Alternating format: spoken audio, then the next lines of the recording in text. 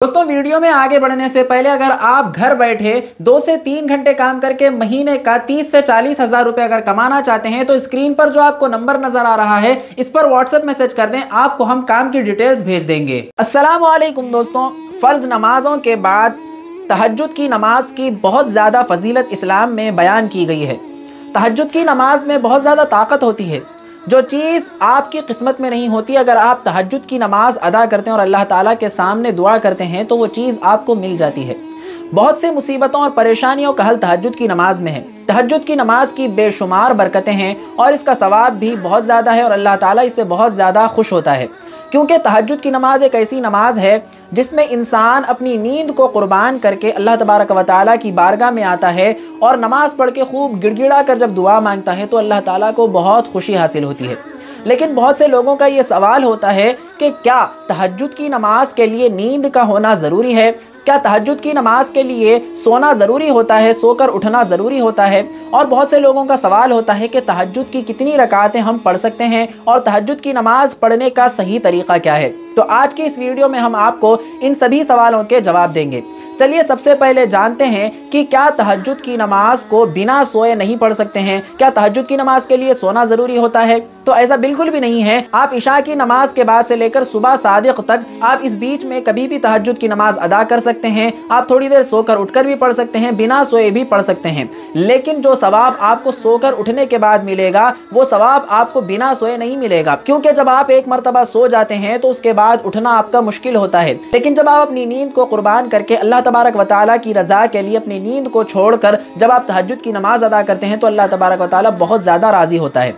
लेकिन सोना ज़रूरी नहीं है। अगर आप बिना सोए भी नमाज पढ़ते हैं तब भी तहज्जुद अदा हो जाएगी। और बेहतर यह है कि अगर आप तहज्जुद की नमाज अदा करते हैं तो इशा के बाद वाजिबुल वित्र ना पढ़ें, बल्कि तहज्जुद की नमाज जब आप अदा करते हैं उस वक्त आप वाजिबुल वित्र पढ़ें।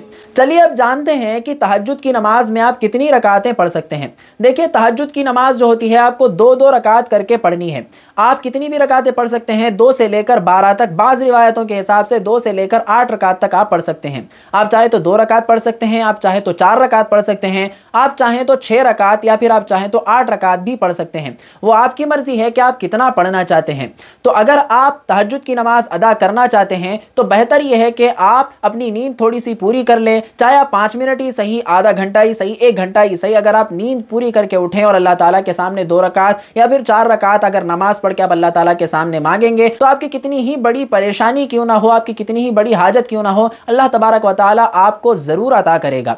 चलिए अब ये जानते हैं कि तहज्जुद की नमाज पढ़ने का सही तरीक़ा क्या है। देखिए, तहज्जुद की नमाज पढ़ने के लिए सबसे पहले आपको बस नियत कर लेना है। आपको ज़बान से बोलना ज़रूरी नहीं है, बस आपको ये नियत कर लेना है कि मैं तहज्जुद की नफिल नमाज पढ़ता हूँ या पढ़ती हूँ वास्ते अल्लाह के वास्ते पढ़ते हैं। ये नियत करने के बाद आपको अल्लाह तबारक व तआला की बारगाह में खड़े हो जाना है और रकात बांधना है और नॉर्मली हम जैसे नमाजें पढ़ते हैं उसी तरीके से आपको सना पढ़ना है, यानी कि सुब्हानकल्लाहुम्मा व बिहम्दिका व तबारक अस्मुका व तआला जद्दुका व ला इलाहा गैरुक, ये पढ़ लेना है। उसके बाद अऊज़ु बिल्लाह और बिस्मिल्लाह पढ़ने के बाद सूरह फातिहा पढ़ना है। उसके बाद बिस्मिल्लाह पढ़ के कोई ज़म्मे सूरा यानी कि कुरान पाक की कोई भी सूरा पढ़ लेना है। उसके बाद आपको रुकू में जाना है। रुकू में आपको रुकू की तस्बीह यानी कि सुब्हान रब्बियल अज़ीम पढ़ना है। 3 या फिर 5 या फिर 7 मरतबा आप पढ़ सकते हैं। उसके बाद कौमा यानी कि समी अल्लाहु लिमन हमीदा रब्बना लकल हम्द कहकर उठ जाना है। उसके बाद सजदे में जाना है और सजदे में आपको सजदे की तस्बीह यानी कि सुब्हान रब्बियल आला पढ़ लेना है। 3 मरतबा या फिर 5 मरतबा या फिर 7 मरतबा आप पढ़ सकते हैं।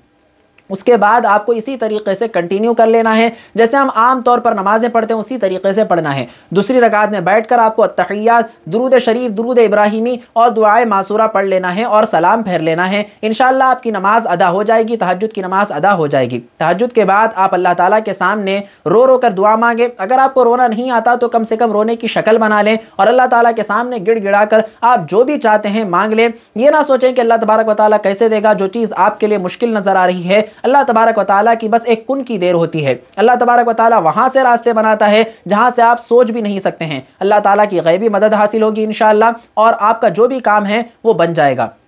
अगर आप हमारे चैनल पर नए हैं तो चैनल को सब्सक्राइब करके बेल नोटिफिकेशन ऑन ज़रूर करें और अपने दोस्तों के साथ इस वीडियो को ज़्यादा से ज़्यादा शेयर करें।